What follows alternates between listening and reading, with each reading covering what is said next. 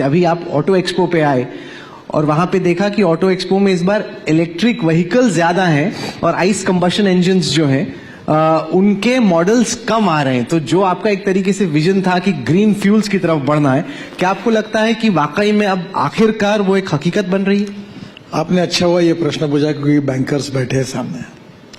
हमारे देश में शुगर सरप्लस है। 280 लाख टन शुगर की जरूरत होती है, 360 लाख टन प्रोडक्शन है और पिछले साल का 60 लाख टन। शुगर में ऐसा दुख है कि मैं मजाक में कहता तो पिछले जन्म में पाप करता वो शुगर फैक्ट्री शुरू करता। तो आज sugar surplus, corn surplus, rice surplus, wheat surplus, एक समय फूड वर्सेस फ्यूल ऐसा विवाद होता था। अब हमारी एमएसपी ज्यादा है और मार्केट प्राइस कम है। तो हमने ये किया है कि diversification of agriculture towards energy and power sector. हमारा किसान केवल अन्नदाता नहीं बने, ऊर्जादाता बने। और मैंने ऐसे अनेक उपक्रम अभी लिए हैं। पहली बात, हम लोग शुगर के जूस से इथेनॉल बना रहे हैं, फिर सी मोलाइसिस से इथेनॉल बना रहे हैं, फिर बी हेवी मोलाइसिस से इथेनॉल बना रहे हैं, फिर कॉर्न राइस उससे इथेनॉल बना रहे हैं।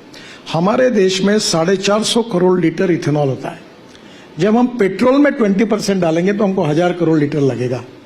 हमारे जो आईटी टावर्स के जो जनरेटर है जो डीजल पर चल रहे हैं उसमें हमारे यहाँ 2000 करोड़ लीटर डीजल लगता है। और अभी मैंने ही ऐसे एक बार मेरे ध्यान में आया कि रशिया में इथेनॉल का माइलेज और पेट्रोल का माइलेज सेम हो, क्योंकि 1 litre of petrol equal to 1 litre 300 ml of ethanol. तो मैंने टेक्नोलॉजी रशियन साइंटिस्ट को बुलाया और पेट्रोलियम मिनिस्टर, इंडियन ऑयल के चेयरमैन वैद्य साहब और राम कुमार जो है उनको प्रेजेंटेशन दिया।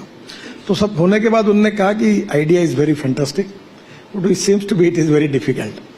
तो मैंने फिर हिंदी में उनको कहा कि गाजर की, उनके सामने बोल रहा था, गाजर की पुंगी है, बच गई तो बजाओ नहीं तो खा लो। वो 3 महीने के बाद प्रूव हो गया।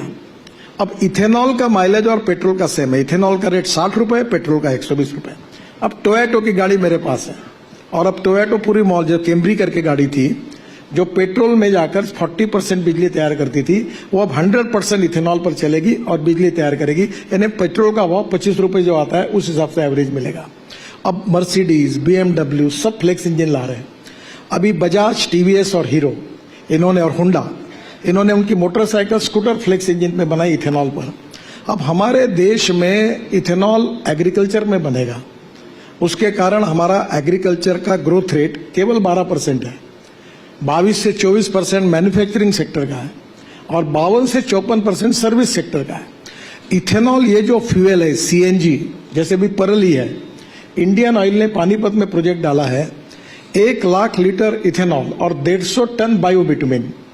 अब मैं एक सेंट्रल रिसर्च ऑर्गेनाइजेशन और अपने सीएसआर ने मुझे प्रेजेंट दिया, मैं उसको पॉपुलर कर रहा हूं कि परली जलाने से दिल्ली में आपको मालूम है पोल्यूशन हो रहा है बर्निंग करने से। अब परली से 70% बायोबिटुमिन जिसमें 8 फीचर्स ऐसे हैं जो पेट्रोलियम बिटुमिन से अच्छा है और 30% बायोचार यानी कोल जो ऑर्गेनिक कार्बन है जो एग्रीकल्चर के लिए उपयोगी है। अब मुझे बताइए, देश में 80 लाख टन बिटुमिन लगता है, 50 लाख टन बिटुमिन रिफाइनरी देती है, 30 लाख टन हम इंपोर्ट करते हैं। अब ये ट्रैक्टर मोल्डेड यूनिट अगर हरियाणा पंजाब के हर गांव में लग गया और बायोबिटुमिन तैयार होगा तो वैसे मैं तो इंडियन ऑयल को बोला कि पूरा हम खरीद लेंगे। तो 30 लाख टन का इंपोर्ट बचेगा, यहाँ रोजगार निर्माण होगा, एग्रीकल्चर में परचेसिंग पावर बढ़ेगी और इन्वायरमेंट का प्रॉब्लम सॉल्व होगा।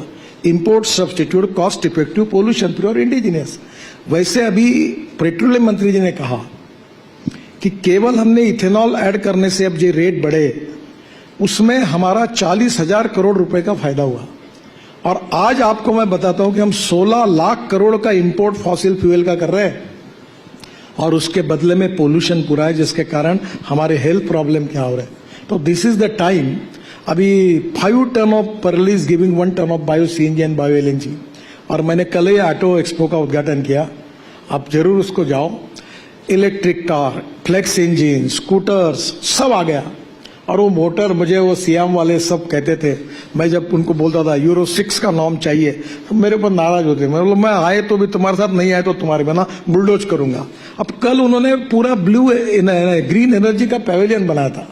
मुझे इतनी खुशी हुई कि वो दिन अब दूर नहीं है कि ये 16 लाख करोड़ का इंपोर्ट कम होगा और कम से कम 7 से 8 लाख करोड़ अगर एग्रीकल्चर सेक्टर में जाएंगी तो ये 12% एग्रीकल्चर ग्रोथ रेट अगर 18 से 20% में गएगा तो आत्मनिर्भर भारत का प्रधानमंत्री का सपना पूरा होगा।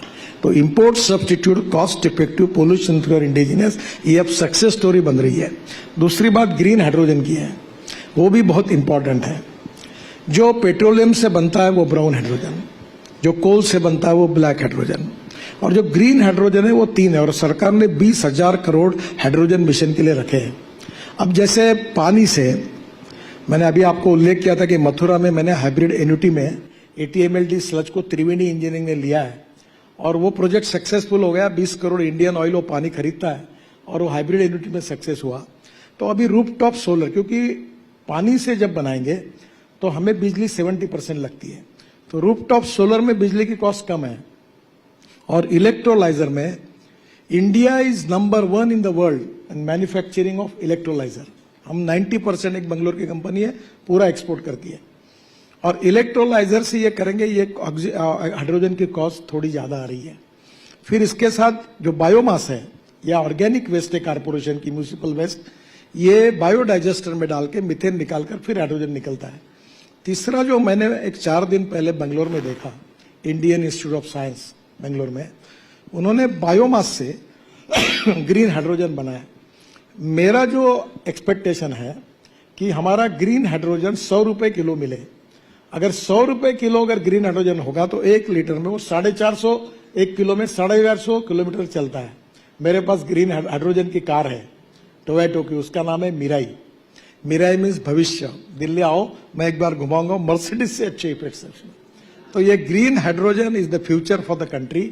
और हिंदुस्तान ये एनर्जी को इंपोर्ट करने वाला नहीं, तो एनर्जी को निर्यात करने वाला देश बनेगा। हमारी रेलवे, हवाई जहाज, हमारी गाड़ियां, ट्रक, बसेस, हमारा स्टील, केमिकल्स, सब उसके ऊपर चलेगी।